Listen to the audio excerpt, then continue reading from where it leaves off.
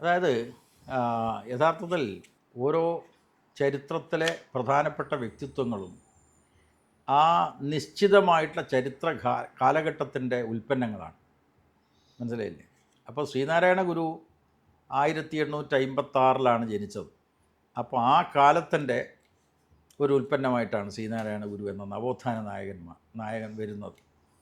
അപ്പോൾ അദ്ദേഹത്തിൻ്റെ ജീവിതകാലം 1928 വരെയാണ്. അപ്പോൾ ആ കാലയളവിൽ അന്ന് സമൂഹത്തിൽ നിലനിന്നിരുന്ന അസമത്വത്തെ, ആ ജാതി അടിമത്തത്തെയൊക്കെ അത് സംസ്കൃത പഠനത്തിലൂടെ അദ്ദേഹം കൃത്യമായിട്ട് തിരിച്ചറിഞ്ഞു. ഇത് എതിർക്കപ്പെടേണ്ടതാണ് എന്ന് മാത്രമല്ല, മാറ്റപ്പെടേണ്ടതാണ്. ആ മാറ്റത്തിന് തിരികൊളുക്കുകയാണ് ചെയ്തത്. അപ്പോൾ അവിടെ സനാതനത്വം തകരുകയാണ് ചെയ്യുന്നത്. അപ്പോൾ സ്ഥായിയായിട്ടുള്ളൊരു മൂല്യബോധം സമൂഹത്തിലില്ല എന്ന് ശ്രീനാരായണ ഗുരു തെളിയിച്ചു. ഹിന്ദു മതമെന്ന മതമേ ഇല്ലല്ലോ എന്ന് ശ്രീനാരായണ ഗുരു പ്രഖ്യാപിച്ചത് ഞാൻ നേരത്തെ പറഞ്ഞല്ലോ.